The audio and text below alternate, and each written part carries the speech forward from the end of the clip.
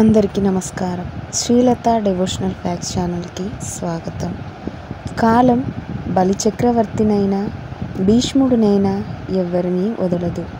ధైర్యంగా ఉండటమే కర్తవ్యమని, ధైర్యం వల్లే సర్వం సానుకూలమవుతుందని, సుఖమైనా సరే దుఃఖమైనా సరే అనుభవించడం కంటే గతి లేదని భీష్ముడు ధర్మరాజుతో చెప్పాడు.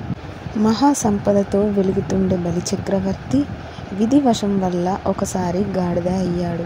ఆ సంగతి బ్రహ్మ వల్ల తెలుసుకున్నాడు ఇంద్రుడు. కర రూపంలో ఉన్న బలిని చంపానని బ్రహ్మకు మాటిచ్చి ఆ గర్దభం ఆచూకీ తెలుసుకొని వెళ్ళాడు. అయ్యో పాపం!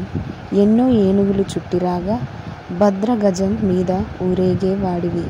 అప్పుడు మమ్మల్ని కాసుకు కూడా లక్ష్య పెట్టేవాడివి కావు. ఇప్పుడిలా గాడిదవయ్యావా? బంగారు యూపస్తంభం నాటించి యజ్ఞం చేసేవాడివి. ఇప్పుడు కర్మ పట్టిందా? నిన్ను చూస్తుంటే బాధగా ఉంది నాకు అన్నాడు. అందుకు బలి నవ్వుతూ, నువ్విప్పుడు అధికుడవు.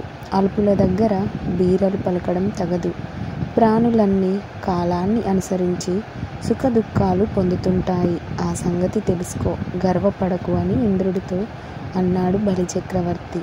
ఇంతలో బలి శరీరం నుండి ఒక అందమైన స్త్రీ బయటకు వచ్చింది. ఇంద్రుడు ఆశ్చర్యపోతూ, ఎవరీమె అని అడిగాడు. ఆమెనే అడుగు అన్నాడు బలి. ఇంద్రుడు అడిగాడు, శ్రీ, భూతి, లక్ష్మి అని 3 పేర్లు నాకు. నువ్వే కాదు, ఏ యుగాల్లోనూ ఎవరూ నన్ను ఎరుగరు అందామె. ఇప్పుడు ఇతగాన్ని ఎందుకు విడిచిపెట్టేస్తున్నావు?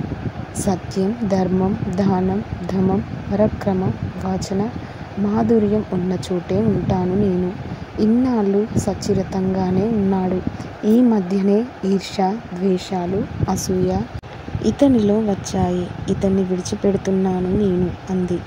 అది విని బలి ఏం దిగులు చెందలేదు. అంతా విధి విధానం అనుకొని శాంతి పొందాడు. నిజమే, కాలం వల్లే జనులకు కర్మ పరిపాకం కలుగుతుంది. లేకపోతే ఒకరికి ఒక సమయంలో హీనస్థితి కలుగుతుంటే మరొకరికి అదే విక్రమకాలం ఎలా అవుతుంది? అంతా కాలమహిమ.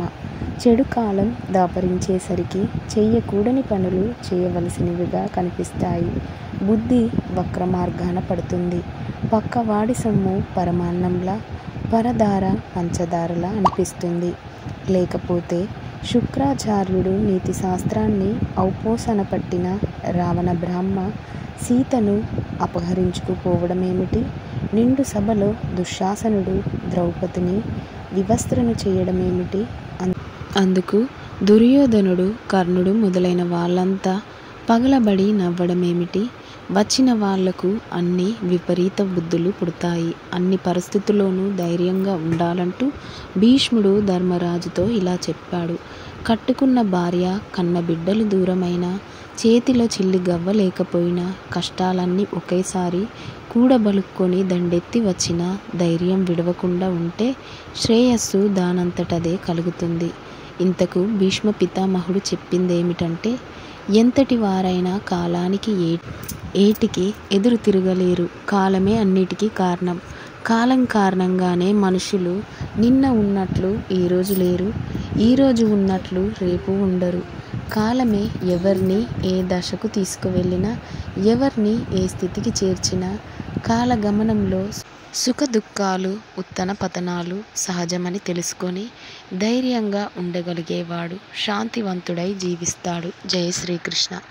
వీడియో నచ్చితే లైక్ చేసి, షేర్ చేసి కింద కామెంట్ బాక్స్లో జై శ్రీకృష్ణ అని కామెంట్ చేసి చెప్పండి. మరొక కొత్త వీడియోతో మీ ముందుంటాను. వీడియో చూసినందుకు ధన్యవాదాలు.